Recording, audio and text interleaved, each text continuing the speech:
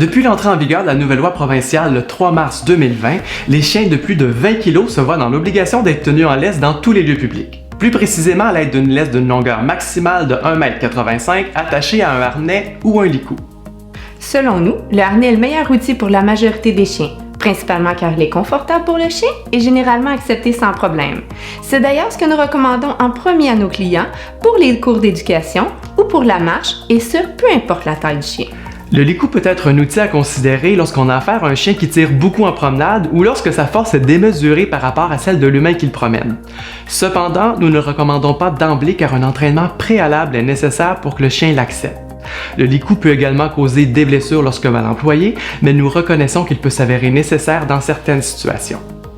Pour en revenir au harnais, il en existe une grande variété de modèles avec des fonctions complètement différentes, mais nous nous attarderons ici au harnais destiné à la marche. Voici quelques conseils pour vous aider à faire le choix d'un bon harnais qui répondra à vos besoins. La première chose à considérer est le positionnement des points d'attache.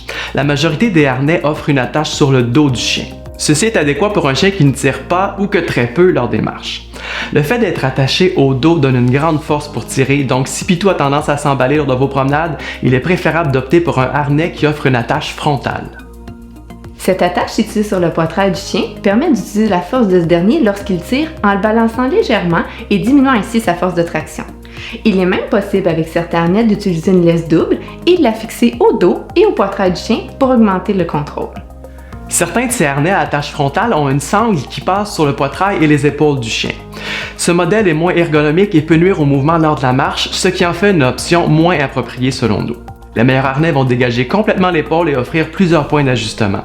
Cela est nécessaire car un harnais mal ajusté aura tendance à se déplacer si le chien tire et cela rend le harnais beaucoup moins efficace. Pour ajuster votre harnais convenablement, référez-vous aux indications du fabricant puisque la façon de procéder diffère d'un modèle à l'autre. Les matériaux utilisés sont à considérer. Pensez à choisir un harnais rembourré ou doublé, surtout si votre chien a le poil court. La solidité des diverses parties du harnais est également importante. Surveillez la qualité des attaches, particulièrement si elles sont en plastique. Le harnais sera possiblement mis à rude épreuve par votre chien, alors assurez-vous que le tissu utilisé ainsi que les coutures soient très résistantes. Une autre option très appréciée sur un harnais est lorsqu'il comprend une attache au niveau du cou qui permet de mettre le harnais de la même façon qu'on met un collier sans devoir l'enfiler par-dessus la tête du chien. Ceci est avantageux car en plus d'offrir un ajustement plus précis, certains chiens n'apprécient pas de devoir passer le harnais par-dessus leur tête. D'ailleurs, dans notre prochaine vidéo, nous vous présenterons une façon de faire pour apprendre à votre chien à apprécier enfiler son harnais. Un dernier élément que j'apprécie particulièrement lors des marches avec mes chiens est d'utiliser une laisse qui s'attache à la taille. Ça permet d'avoir les mains libres, ce qui est non négligeable quand on entraîne son chien. De plus, on diminue le risque de blessure au bras ou à l'épaule pour l'humain qui promène un chien qui tire. Et on augmente notre force en gardant l'extrémité de la laisse près de notre centre de gravité. Le chien apprend également plus rapidement la longueur de la laisse dont il dispose puisqu'elle ne varie pas selon la position de votre bras.